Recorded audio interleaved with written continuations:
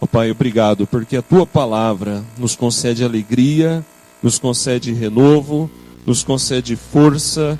Ó Pai, a Tua palavra é fonte de vida. A Tua palavra, Senhor Deus, é que alimenta a nossa fé e faz brotar a fé nos corações. Suplicamos agora, Pai Santo, que o Senhor nos fale através da explanação da palavra. Essa palavra linda e maravilhosa, essa palavra eterna e que provém dos Teus lábios, penetre no mais íntimo dos nossos corações. Nós rogamos assim, em nome de Jesus. Amém. Podeis assentar, irmãos? Vamos ler mais uma vez?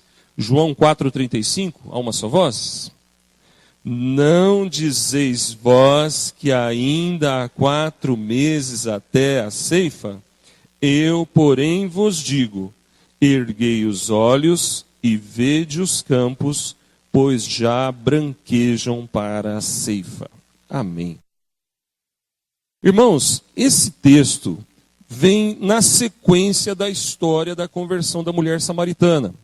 Está em João 4, de 1 a 30. Dá uma olhadinha no finalzinho do trecho de 1 a 30, lá versículos de número 28. Quanto a mulher deixou o seu cântaro e foi à cidade, disse àqueles homens, vinde comigo e vede um homem que me diz tudo quanto tenho feito. Será este porventura o Cristo? Saíram, pois, da cidade e vieram ter com ele. Esse texto da conversão da mulher samaritana, amados, é lindo, é maravilhoso. Nós já tivemos aqui uma série de mensagens nessa parte, João 4, de 1 a 30. Mas é sempre bom a gente refletir, a gente voltar lá, e a gente receber novamente a palavra no coração da gente, porque cada vez que a gente lê a Bíblia, Deus fala com a gente. Amém, irmãos? Ele sempre fala com você, amém? Ou seja, não é só uma vez já li, tá bom? Não, eu tenho que ler de novo, eu vou estar aprendendo cada vez mais. E uma coisa que chama a atenção da gente, né, nessa parte da história da mulher samaritana, é que ela foi abalada com a palavra de Deus. O encontro dela com Jesus mudou a vida dela. Lembre que ela era uma mulher que tinha uma vida dúbia. Ou seja, apesar de conhecer a palavra de Deus naquele contexto, ela tinha uma vida de pecado. Hoje de manhã a gente falava sobre isso. Do problema do farisaísmo lá nos dias de Jesus, quando ele chamou eles de sepulcros, o que, irmãos? Caiados, sepulcros caiados. E a mulher samaritana era um sepulcro caiado também, não é? Ela conhecia, ela tinha conhecimento, mas o coração dela não era totalmente do Senhor. Mas ela teve a sua vida abalada, transformada. Jesus entrou no coração daquela mulher, irmãos, e fez uma obra maravilhosa. E então vem agora o texto que lemos, quando Jesus fala dos campos que estão brancos e preparados para a ceifa. E essa palavra também de Jesus que a gente sempre lembra, né, e nos incomoda, porque trazendo para o nosso contexto, essa palavra faz a gente pensar na missão da igreja. Os campos estão brancos. Mas eu queria chamar a sua atenção, irmãos, acerca de preciosidades que estão embutidas aqui nesse contexto. Primeiramente, irmãos, é importante a gente entender quem eram os samaritanos. A gente sabe da mulher samaritana. Foi transformada, foi salva, liberta. Mas você sabe quem eram os samaritanos? O povo samaritano? Tenho certeza que alguns irmãos conhecem, mas talvez alguns não se lembram, não saibam de alguns detalhes importantes. Por exemplo, o povo de Samaria não se dava com os judeus. Os samaritanos viviam meio que isolados dos judeus. Eles não se aproximavam muito. Eles tinham algum contato, claro, mas eram sempre discriminados e vistos como um povo... esse povo aí não é salvo, não. Esse povo não é de Deus. E tem a ver com a história dos samaritanos. O povo de Samaria era descendente de colonos que o rei da Síria tinha enviado para habitarem na terra de Israel após o cativeiro. E então, com o passar dos anos e das gerações, esse povo foi crescendo. E esse povo passou a ser desprezado pelos judeus porque eles não eram natos ali, eles foram colocados ali. Eles não eram um povo, como se diz, sangue puro. Eles não tinham muito pedigree de judeu. Sabe o que é pedigree? É uma carteirinha de quem tem um cachorro de raça, né? Tem um documento que prova que aquilo ali é raça pura. E os judeus olhavam então para esse povo e falavam, não, esse povo não é crente não. Eles até conhecem aí, mas eles não são dos nossos. E se você quiser saber mais sobre a história dos samaritanos, você tem que ir lá no Velho Testamento, no segundo livro dos Reis, capítulo 17, e você vai encontrar um pouquinho lá de informações a respeito da história deles. Mas aqui em João 4 mesmo, volta uma página na sua Bíblia, no versículo 9. Veja o que diz o versículo 9. Então lhe disse a mulher samaritana, lá no encontro de Jesus com a mulher na beira do poço, que ele pede para ela, dá-me de beber e tal. Então lhe disse a mulher, como sendo tu judeu, pedes de beber a mim, que sou mulher samaritana? Porque os judeus não se dão com os samaritanos. Veja que a própria palavra já revela que naquele contexto eles tinham um impasse entre esses dois povos, né? Mas é interessante, irmãos, que no ministério de Jesus, a gente nota claramente que ele não tinha essas coisas com os samaritanos, não. Observe, por exemplo, que em Lucas 10 contém lá a parábola do bom samaritano. Lembre que de todos os que passaram por aquele homem, o único que ajudou era um samaritano. Você percebe que Jesus, naquela parábola, já estava dando uma lição para os judeus. Vocês estão pensando que porque é judeu tá bom? Não. Eu vou contar uma história para vocês. E ele conta a parábola do bom samaritano. Isso era para mexer com os judeus, para mostrar para os judeus que eles estavam enganados, que perante Deus não era a raça ou a linhagem ou sangue de família tal, A, B, C ou D, que ia fazer diferença. Mas era o temor a Deus. Em Lucas 17 também, a Bíblia nos fala da cura dos 10 leprosos. Não sei se vocês se lembram, mas eles eram samaritanos. Em João 4, nós acabamos de falar das instruções de Jesus à mulher samaritana. Ou seja, Jesus vai até aquele local para salvar aquela mulher. E a gente sabe que na sequência disso, no versículo 40 aqui de João 4, você pode observar na sua Bíblia, que Jesus ficou 2 dias com os samaritanos, instruindo eles na palavra. Veja João 4,40. Vindo, pois, os samaritanos ter com Jesus, pediam-lhe que permanecesse com eles, e ficou ali 2 dias. Eu imagino que 2 dias com Jesus é uma bênção, né, irmãos? A vida com Jesus é uma bênção. Agora imagina Jesus físico. Naqueles dias, Senhor, fica conosco aqui. Ele, tá bom, vou ficar 2 dias. Eu acho que era uma fila de gente para levar Jesus para almoçar, jantar, tomar cafezinho, né? Porque é Jesus, né, irmãos? Onde ele chegava, ele curava todas as enfermidades, ele sarava, restaurava a saúde, resolvia questões e, acima de tudo, ele salvava vidas, porque ele dizia, e ele diz até hoje, vinde a mim, todos vós que estáis cansados e oprimidos, e eu vos aliviarei. Então Jesus ficou ali esses 2 dias por amor àquele povo. E a gente nota que o amor não é somente do Senhor Jesus, mas é do próprio Deus eterno, porque lá em Atos 8, não dá tempo agora de ler tudo, mas você pode observar depois Atos 8, 5-8, se quiser abrir rapidinho aí, dá uma olhada, quando o Senhor leva Filipe para trabalhar com os samaritanos. Então a obra de Deus com os samaritanos continuou. Lembra da ordem da evangelização em Atos 1:8? Mas recebereis poder ao descer sobre vós o Espírito Santo, sereis minhas testemunhas, tanto em Jerusalém como em toda a Judéia e Samaria. Veja, e até os confins da terra. Ou seja, Deus não desprezou esse povo. Irmãos, eu pergunto então para você e para mim também, o que a nossa experiência com Jesus tem produzido em nós? Esse texto faz a gente refletir acerca do mundo espiritual e o mundo natural. Porque no mundo natural havia toda essa questão de raça, de cultura, de povos, povo judeu, povo samaritano. Mas Jesus tratou também ali dessa questão falando do campo. Veja no versículo 35, não dizeis vós que é 4 meses até a ceifa. Ele está falando da ceifa natural, da plantação, da colheita. E ao mesmo tempo ele traça um paralelo com uma outra ceifa. Ele diz, eu porém vos digo, erguei vossos olhos e vede os campos, pois já branquejam para a ceifa. Essa ceifa da qual ele fala é a ceifa espiritual. Da mesma maneira, irmãos, a palavra de Deus nos leva a refletir acerca dessas duas realidades em nosso contexto. O mundo natural e o mundo espiritual. Nós estamos aqui, glória a Deus, Isso é mundo natural. Isso é mundo físico. Estamos num local, num endereço, num horário. Isso é físico. É natural. Mas isso é espiritual também, irmãos. Porque se não fosse a mão de Deus, nós não creríamos em Deus e não estaríamos na casa de Deus. Então nós temos a visão clara do reino de Deus. Amém? Você crê que você tem uma visão clara do reino de Deus? Note que os discípulos não tinham. Percebe aí que no versículo 31, bom, vamos recapitular um pouco? Olhe sua Bíblia, por favor. João 4, até o versículo 30, a história da mulher samaritana. Muito bem. Termina esse texto dizendo que ela vai a Samaria, deixa o seu cântaro, 28, vai para a cidade. No 29 ela começa a anunciar, falar de Jesus. Mas ela não fala só de um Jesus que podia salvar e etc. Não, ela fala, venham comigo. Olha que é um convite. 29, vinde comigo e vede um homem que me diz tudo o que tenho feito. Será isso porventura o Cristo?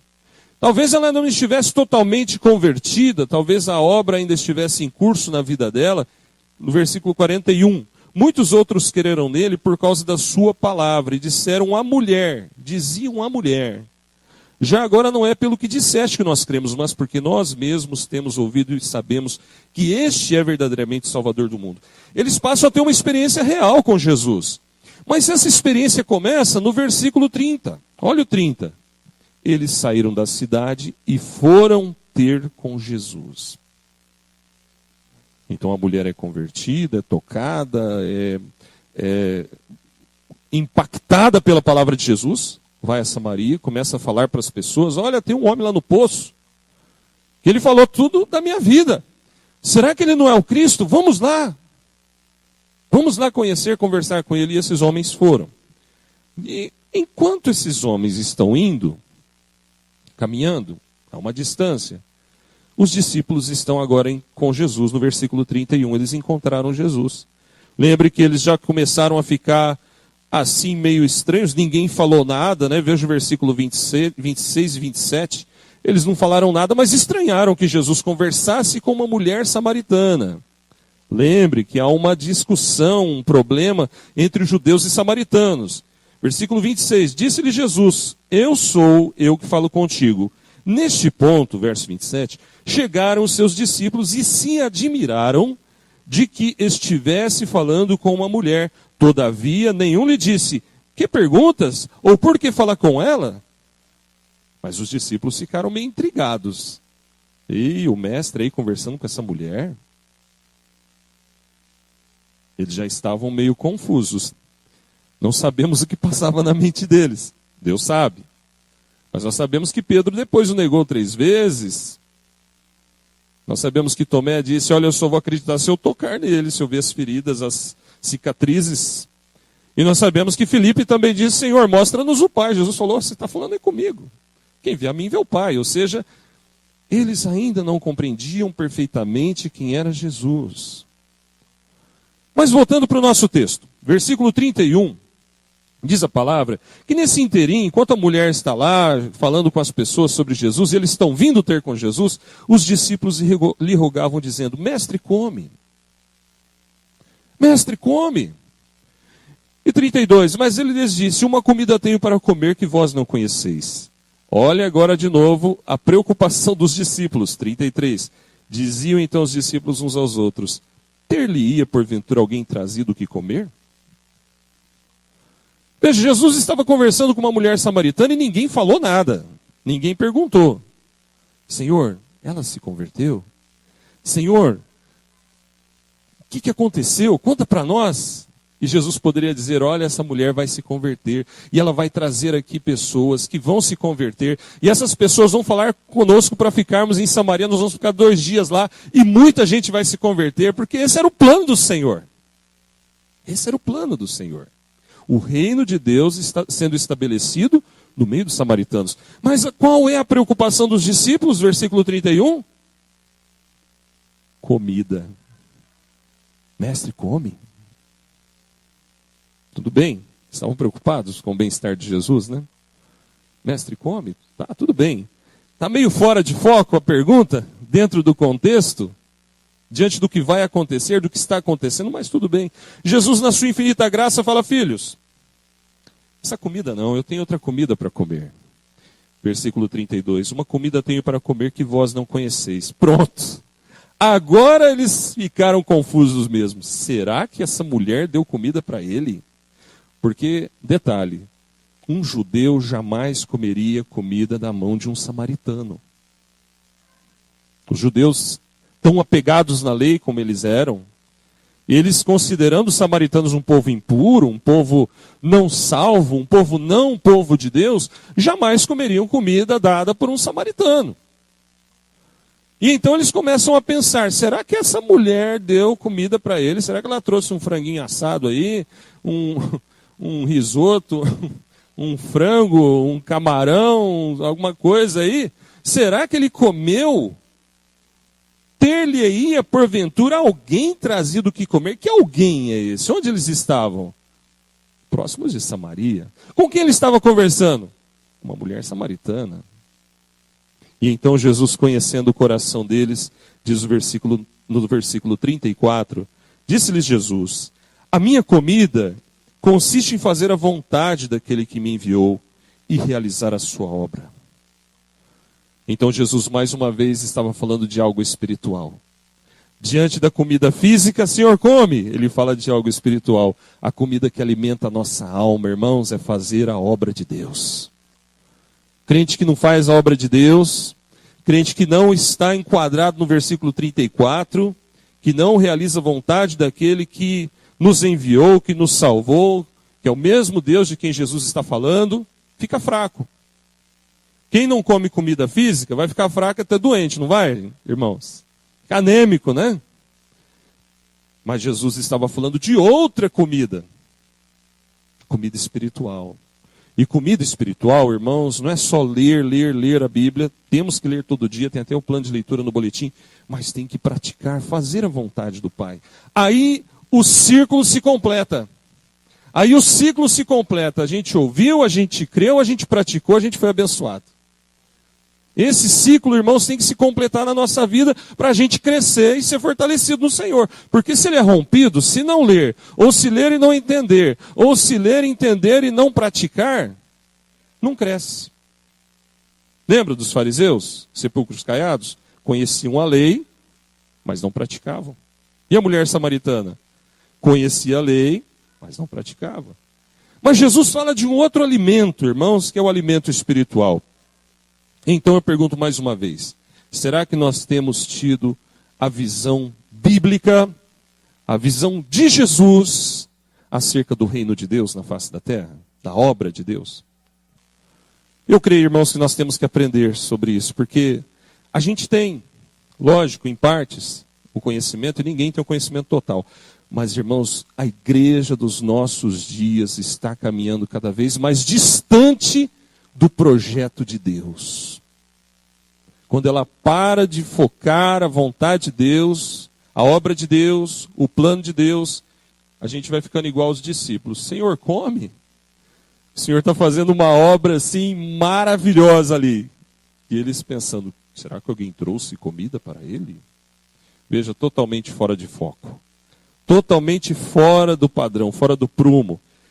E eu vejo aqui nas palavras de Jesus, irmãos, então vem o versículo 35, quando ele fala da ceifa, e ele vai continuar dizendo acerca disso nos versículos seguintes, mas alguns estudiosos acreditam que quando ele fala, não dizeis ainda que há 4 meses até a ceifa, eu porém vos digo, erguei os olhos e vede os campos, pois já branquejam para a ceifa. Alguns estudiosos acreditam que nesse momento, os samaritanos estavam vindo no meio da plantação, caminhando para perto de Jesus, indo na presença de Jesus, para ver e ouvir aquele homem que a mulher havia falado, que talvez seja o Messias. E então, Jesus fala, filhos, levanta os olhos e vejam. Vocês acham que leva 4 meses ainda até a ceifa? E esses 4 meses é o tempo entre a plantação e a ceifa, a colheita. Mas Jesus está falando de uma outra ceifa, ceifa de almas, colheita de vidas. E eu creio, irmãos, que assim também nós temos que levantar os nossos olhos. É interessante essa expressão, erguei os olhos, porque quando alguém está triste, desanimado, abatido, geralmente a pessoa fica assim, não é? Cabisbaixo, com o olhar descaído. Assim como Caim, quando estava totalmente fora do padrão de Deus, tinha o seu semblante triste. E Deus fala para Caim, Caim, o que está acontecendo com você? Mas as pessoas já notavam que o semblante de Caim era triste. E assim também Jacó, quando trabalhou lá aos 14 anos para o seu tio Labão, certa vez ele olha e vê que o semblante do tio dele já não era o mesmo. E Jacó começou a ficar incomodado com aquilo e falou, acho que está na hora de eu ir embora daqui, né? E ele ora, e Deus fala realmente que era o momento dele ir. O semblante, o olhar, revela como está a nossa alma, irmãos. Sabe, quando a gente está abatido ou triste, isso fica estampado no nosso rosto. Assim como quando a gente está meio sem esperança, ou quando a gente está nervoso, ou quando a gente está alegre e radiante na presença de Deus. Os nossos olhos falam. E então Jesus fala para os discípulos, ergam os olhos. Eu creio, irmãos, que existem várias lições aqui para nós, mas eu quero destacar 3 lições. Para ter a visão correta da obra de Deus, nós precisamos ver a grandeza da obra de Deus. A grandeza da obra de Deus. A obra de Deus é grande, irmãos. A obra de Deus é grandiosa, é maravilhosa. Essa expressão erguei os olhos e vede, ela é muito rica e reveladora. Porque se a gente não levantar os olhos e ver, a gente acha que a obra de Deus se resume a esse espaço aqui. A nossa igreja, a nossa congregação local. Negativo. A obra de Deus é muito, muito, muito mais além do que a gente possa imaginar. Ele está se revelando a pessoas que a gente nem imagina que vão se converter. Eles estão se convertendo. Então você veja, irmãos, que a obra de Deus é grandiosa, que vai além do que a gente pode imaginar. Deus pode salvar aquele alcoólatra, aquele bêbado, aquele drogado, aquela prostituta, aquele travesti, aquela pessoa do mais baixo nível, irmãos, Deus pode salvar. Mas não é só quem vive na lama do pecado que precisa de salvação. Aquela pessoa que mora perto de nós também, que é um cidadão certinho, honesto, íntegro, totalmente família, mas que está indo para o inferno também. Porque não conhece a salvação. Deus pode salvar.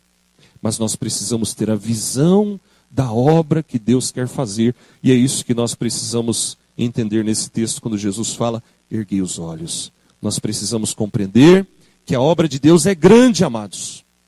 É uma obra grande. Lembra, irmãos, que a mulher samaritana, antes do encontro com Jesus, estava totalmente perdida. Agora, em questão de horas, porque entre o versículo 28 a 30 até o versículo 35, não se passou 1, 2 dias, não. Passaram-se algumas horas. Ela foi, chamou eles e eles começaram a ir lá para o poço. Não era tão distante assim. E aí lá no versículo 40 tem a informação do tempo. Jesus ficou ali 2 dias a partir desse momento. Então veja que em pouquíssimo tempo Deus fez de uma mulher totalmente perdida uma missionária. Uma evangelizadora. Lembra do Gadareno? Um sujeito tão endemoniado que ninguém conseguia segurar ele, nem correntes prendiam ele. E eu já vi um monte de gente dar explicações que aquelas correntes é uma figura, porque ser humano algum poderia quebrar corrente daquele jeito e tal. Eu fico com a Bíblia. A Bíblia falava que era corrente mesmo, viu? Porque o diabo também faz esse tipo de coisa. Na vida das pessoas que lhe pertencem, ele faz essas coisas esquisitas. E Jesus liberta o gadareno e faz dele um missionário também. Senhor, deixa eu caminhar contigo. Foi tão bom te conhecer, Jesus. Olha, estou me sentindo tão bem, liberto. Nossa, estou levinho, está gostoso isso aqui agora, eu quero ir contigo. Ah, vou contigo onde o Senhor for, quero ser um seguidor teu. E Jesus olha para ele e fala, não, filho. Você vai andar comigo, mas aí na sua terra. Você vai falar de mim para sua família. Veja, irmãos, é transformado, melhor dizendo, no missionário. Então, queridos, busquemos ter a visão da grandeza da obra de Deus, mas tem algo mais. Eu creio que Jesus também estava querendo revelar para eles ali, irmãos, a beleza da obra. A grandeza da obra, porque não era só judeu que Deus ia salvar, era samaritano também, até os confins da terra. Olha nós aqui brasileiros. Mas além da grandeza, a beleza. É uma obra bela, irmãos. A obra de Deus não é desprezível. A obra de Deus é linda, amados. É maravilhosa. É uma obra bonita. Basta olhar para a história da mulher samaritana. Olha que transformação, que coisa linda. Imagine quantas e quantas transformações o Senhor fez ali. Quantas vidas foram lavadas, redimidas, convertidas, libertas, transformadas. E só de olhar aqui, irmãos, para nosso contexto, a gente vê isso aqui também. Porque a obra de Deus continua. Ele continua restaurando. Ele continua salvando, Ele continua libertando, Ele continua abençoando. A igreja precisa ter a visão de Jesus, amados. Do contrário, a igreja não evangeliza. Do contrário, a igreja começa a selecionar. Olha, eu vou evangelizar esse que é meu amigo. Aquele que eu não gosto, eu não vou evangelizar. Se a igreja não tiver a visão da obra de Deus, a igreja perde de vista que a obra de Deus é uma obra bonita. E a igreja começa a desprezar a obra de Deus. Ah, se converteu lá, né? Ah, tá bom. Ah, viu uma família nova, né? Ah, tudo bem. Sabe, balança os ombros assim. Não. A obra de Deus é linda, amados. Olha a história dessa igreja. 50 anos aqui, plantada. E eu estava de férias quando eu soube da irmã Didi, que o Senhor tomou para si, que o Senhor levou para a glória.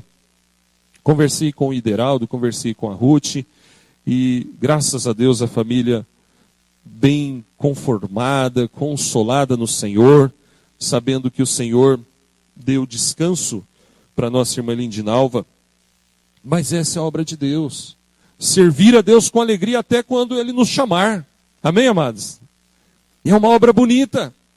Conversava pouco com a irmãzinha ali também, ela falando do trabalho de capelania hospitalar. É uma obra linda, irmãos. Levar esperança para quem está morrendo. Levar salvação para aquele que está aflito. Levar esperança para aquele que não tem mais esperança. É uma obra linda. É uma obra maravilhosa. A igreja precisa ter essa visão, irmãos. Porque naquele contexto, os discípulos simplesmente desprezavam os samaritanos. Como qualquer judeu, como qualquer bom judeu, né? Samaritano? Não. E Jesus fala, samaritano sim. Eu vou converter samaritano, vamos ficar aqui 2 dias com eles. Vamos comer na casa deles, vamos conversar com eles, vamos orar com eles. E vocês vão ver que eu vou salvar samaritanos. Era o que Jesus estava mostrando para eles. Irmãos, a obra de Deus é linda, a obra de Deus é maravilhosa. E nós podemos, amados, perceber isso em toda a palavra de Deus. Na vida dos próprios discípulos. Observe, irmãos, que mesmo Jesus enfrentando esse momento difícil dos discípulos, que chegam a questionar em seus corações, e lembre que Jesus é Deus, Ele sabe o que se passa no coração humano, ninguém falou nada, mas Jesus sabia que eles estavam entre si, perguntando, ter-lhe-ia porventura alguém trazido de comer para Ele? Ainda assim, Jesus não deu uma bronca neles. Veja a misericórdia de Jesus, irmãos. Olhando para aqueles homens, reconhecendo a sua pequenez, a sua fraqueza, e ainda assim acolhendo eles e ensinando o bom caminho para eles. Eu pergunto para você, não é isso que Deus faz conosco? Não é exatamente isso que Deus faz conosco? Ele sabe das nossas dificuldades, sabe das nossas fraquezas, sabe dos nossos defeitos, mas Ele nos acolhe com amor. Para quê? Tudo bem, pode continuar do jeito que está. Não, para nos transformar. Para fazer de um Pedro que negou Ele 3 vezes, um apóstolo. Para fazer de um Paulo que era perseguidor, um apóstolo. Para fazer de mim e de você, irmãos, servos fiéis a Ele e servos que trabalham para Ele, porque a obra de Deus é assim, amados. A obra de Deus é linda. E quando a gente fala da obra de Deus, tem pessoas que podem pensar, peraí, será que o pastor está querendo dizer que eu tenho que ser missionário? Olha, os campos estão brancos e tal. Esse texto é muito usado para falar de missões. Será que eu tenho que ir lá para a China? Será que eu tenho que ir para a Indonésia? Será que eu tenho que, sei lá, deixar tudo e ir para o seminário e ser um pastor, e ser um evangelista, uma missionária, uma evangelista? Irmão, se Deus te chamar, amém. Tá? Se Deus te chamar, amém. Mas a missão, a obra, começa aqui agora. Estar aqui, irmão, já é parte da obra, sabia disso? Quando você se apronta e vem para a igreja, você já está fazendo a obra de Deus, querido. Porque existe todo um exército infernal querendo dizer para você, não vá na igreja não, vai só semana que vem, fica aí. Vai passar um negócio legal lá na televisão. Não, vai dormir, você está cansado, você merece. Não vai na igreja não. Então quando você fala, não, eu vou para a igreja, você já está fazendo a obra de Deus. Quando você confessa que Jesus é o teu Senhor, falamos sobre isso hoje de manhã, a confissão de fé do dia a dia, né? Você está fazendo a obra do Senhor. Quando você canta, que bonito ver a igreja cantando hoje, viu? Glória a Deus, os irmãos soltaram a voz aí. Você está fazendo a obra do Senhor. Quando a gente dá o dízimo, oferta, a gente está fazendo a obra do Senhor. Quando a gente ora pelo missionário, a gente está fazendo a obra do Senhor. Ou seja, irmãos, a gente vai se amoldando e se sintonizando com a obra de Deus, dizendo, essa obra é uma obra grande e é uma obra bonita, e eu quero fazer parte dessa obra porque é a obra do Senhor.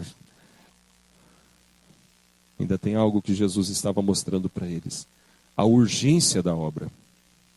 A obra é grande. Que mais? A obra é o quê? Que mais? Bela. E a obra é urgente também. Porque Jesus, quando fala para eles, olha, vocês pensam que, versículo 35, não dizeis vós que ainda há 4 meses até a ceifa, eu porém vos digo, erguei os olhos e vede, pois os campos já branquejam para a ceifa. A falta de visão, irmãos, leva a gente à procrastinação. O que é procrastinação? É deixar para depois. Procrastinar é você ir deixando. Para depois, para depois, para depois. Passa um dia, 2, 3, uma semana, um mês, um ano, 2 anos, 10 anos, e você ainda não está fazendo a obra do Senhor. Quantos crentes enterrando talento, irmãos? Quantos crentes enterrando talento nas igrejas? Pessoa que toca, mas não quer tocar. Pessoa que canta, tem voz boa, mas não quer cantar. Pessoa que tem uma boa palavra, pode até ser usado para pregar, para ensinar, mas não quer pregar e ensinar. Irmãos, a obra de Deus é urgente, temos que fazer a obra já. Não é para amanhã, depois, mês que vem, não, é para agora, para ontem. É para ontem. A falta de visão, irmãos, faz com que muitos tenham seus olhos voltados para aquilo que não é prioridade para Deus. Eu pergunto para você, se a obra de Deus é urgente, os campos já branquejam, quais são as suas prioridades de vida? É lógico, irmãos, que a gente tem família, tem o lar, tem os sonhos da gente, né? Tudo isso. Mas em Mateus 6,33, o Senhor fala para a gente buscar o reino de Deus em primeiro lugar, e as outras coisas serão o quê? Acrescentadas. Então não é deixar de ser uma pessoa normal. Não, Deus não quer isso. A gente é um cidadão normal. Mas Deus quer que nós demos prioridade para a sua obra. Que nós busquemos, irmãos, entender que se no mundo natural tem 4 meses entre a plantação e a colheita, no mundo espiritual, hoje é tempo de colheita. Hoje é tempo. Num outro texto, paralelo a esse, o Senhor fala, rogai ao Pai para que Ele envie os ceifeiros para a sua seara, porque são poucos os ceifeiros. São poucos os que querem servir, trabalhar. Recentemente nós tivemos aqui, lembrando do trabalho de capelania, já que a irmã já falou da capelania hoje, então a gente está com isso na cabeça. Esteve aqui a dona Cleide, que faz o trabalho de capelania lá no Hospital do Servidor, e ela falou da necessidade de voluntários para fazer o trabalho de capelania. Agora uma comparaçãozinha boba, você viu quantos voluntários para ajudar na Copa sem ganhar 1 centavo? Faltou espaço, né? Tinha mais voluntário do que possibilidades. Por que que quando se trata da obra de Deus, irmãos, muitas vezes, não sempre, mas muitas vezes acontece isso também. Então, irmãos, irmã, não é você ir lá para o Senegal. Calma. É você entender que a obra de Deus é urgente aqui. Aqui na igreja. A obra de Deus é urgente lá onde você está. A obra de Deus é urgente, talvez a começar na sua casa. Porque a casa da gente, irmão, é o primeiro campo missionário da gente, sabia? A casa da gente. Ou seja, se você está aqui, você é um filho de Deus, e os seus pais não são, sua prioridade deve ser ter um ambiente propício ao Evangelho, onde você possa falar de Deus sempre que for possível para eles. E se você é pai, contrário agora, né? Quantos pais sofrendo também? Se você é pai, mãe, e seus filhos, ou sei lá, eles estão passando por dificuldades, esse é o seu campo missionário inicial. Fica firme, irmão. Fica firme. Deus vai fazer a obra em nome de Jesus. Continue fazendo o trabalho de Deus ali na sua casa, evangelizando, orando, conversando. No trabalho, quantas pessoas precisando ouvir o Evangelho, hein? Na escola, quantas pessoas, irmãos, que estão na escola totalmente perdidos. E vocês aí que são mais jovens, que estão na escola, na faculdade, no colégio, talvez dissessem, pastor, mas o senhor não sabe o que eu estou passando lá. Lá é muita perseguição, pastor Paulo. Não dá para evangelizar, não. O povo fica zombando da gente, o povo fala mal de crente, fala mal de igreja, fala mal de pastor. Aí eu fico pensando comigo, não mudou muita coisa não, no meu tempo tinha tudo isso também. Tinha tudo isso. Eu me lembro a história do irmãozinho que foi para a faculdade, e chega na faculdade ele se perde. Ele totalmente fora da visão bíblica, da obra de Deus, que Deus quer usar ele lá na faculdade, né? E ele se envolve com o povo do mundo, começa a beber, começa a ir nas baladas, essas coisas todas que você sabe. E então, muitos crentes começaram a dizer, olha, esse negócio de faculdade aí é uma perdição total. O jovem vai para a faculdade, ele se perde na faculdade. Então, 2 mais 2 é 4, né? Se faculdade não é bom, logo o filho não vai para a faculdade, é isso que acontece? Não é isso que acontece? E nem é por aí que se faz. Tem que ir para a escola, tem que trabalhar, tem que ir para a faculdade, tem que ser sal da terra, tem que ser luz do mundo. Amém, gente? Aí eu me lembro de um retiro que nós fomos, onde a irmãzinha deu testemunho, lá em Barretos. E ela falou assim, olha, irmãos, essa conversa de que a faculdade é um antro de perdição, que o crente vai para a faculdade e se perde, eu desconheço. Porque eu fui para a faculdade, eu vi de tudo lá também, como todo mundo sabe. Não é só na faculdade, na rua você vê, na televisão você vê, na vizinhança você vê. Pecado tem em toda parte. Mas sabe o que nós fizemos? A irmã dizendo, né? Ela e o grupo de irmãs crentes começaram a se reunir uma vez por semana para orar. Procuraram a direção da faculdade e falaram assim, olha, uma vez por semana a gente queria usar uma sala de aula para fazer uma reunião de oração rápida na hora do recreio. Pode ser? Claro. E ela contou, irmãos, do grande número de crentes que começaram a se reunir ali para orar, e não crentes também, que iam lá para ouvir um pouquinho da palavra de Deus e receber uma oração, uma intercessão. Veja, irmão, que coisa, né? Que diferente. Mas aonde que está a diferença? Na visão que se tem acerca da obra de Deus. Se você não tiver a visão bíblica acerca da obra de Deus, que ela é grande, que ela é bela e que ela é urgente, você sai da igreja e continua fora desse padrão. Mas se você buscar ter essa visão, irmão, se você lutar por isso, Deus te dá a visão correta da obra dele. E você sai daqui pegando fogo. Você sai daqui falando, eu quero fazer essa obra, meu Deus.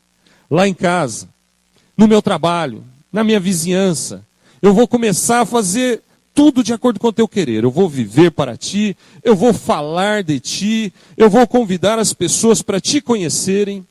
Não deixe para amanhã, irmão, o que Deus está mandando você fazer hoje. Faça a vontade de Deus, irmão, aqui na igreja. A obra de Deus começa aqui, lembra disso. Na sua casa, no seu trabalho, no seu dia a dia, mas aqui na igreja também. Irmãos, concluindo.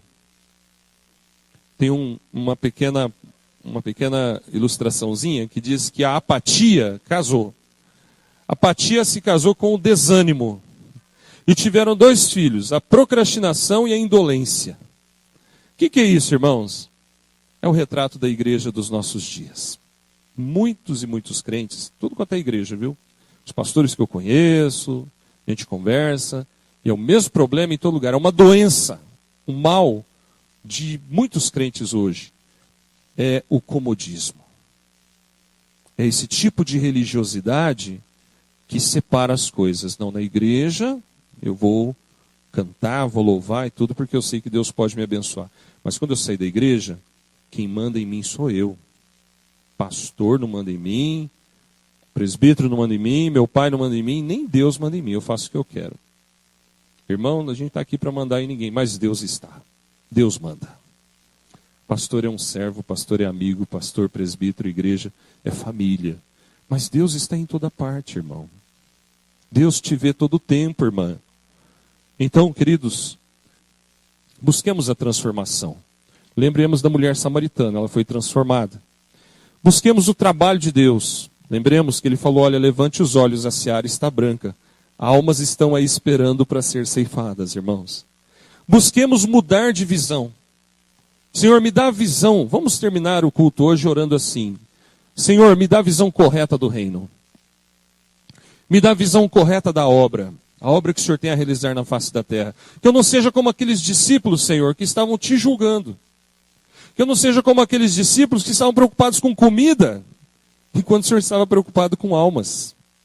Mas que eu seja daqueles que vão buscar o Senhor, que sejamos, irmãos, como aqueles samaritanos que foram à presença de Jesus. Queremos ouvir o que Ele tem para falar. Senhor, fica conosco. Senhor, fica com a gente. E Jesus fez uma gloriosa obra ali na vida deles. Que Deus nos abençoe. Amém? Vamos terminar o nosso culto cantando um hino. Hino 192. Antes, porém, vamos orar mais uma vez. Convido o irmão e a irmã para ficar de pé na presença do Senhor. Vamos orar, agradecendo a Deus. Fale para Deus, Senhor Deus, me ajuda. Tira as escamas de meus olhos. E que em 2014 você flua poderosamente para a obra de Deus. Talvez se você se sente fraco ou desanimado, é porque você não está fluindo, irmão.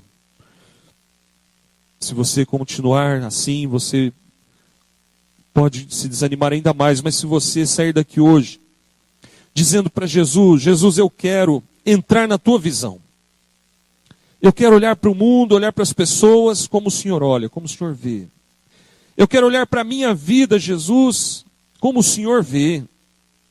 Essa vida, irmão, não é minha, não é sua, é de Deus. O que nós temos não é nosso, é de Deus.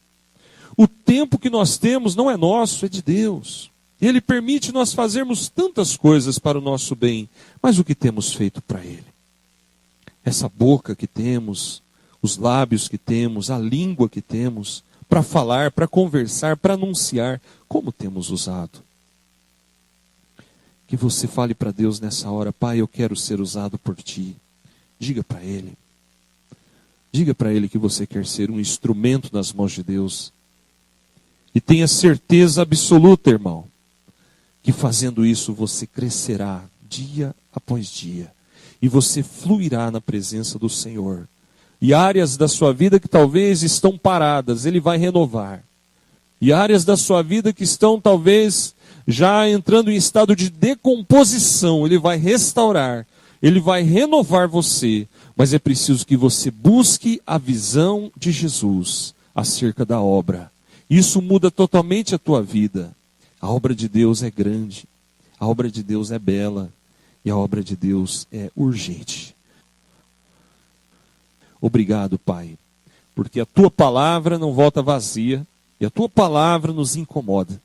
Senhor, diante deste quadro, onde os próprios discípulos não estavam enxergando o que o Senhor queria fazer ali em Samaria, nós talvez olhamos para nós mesmos e vemos tantas deficiências. O que o Senhor quer fazer aqui neste lugar, ó Pai?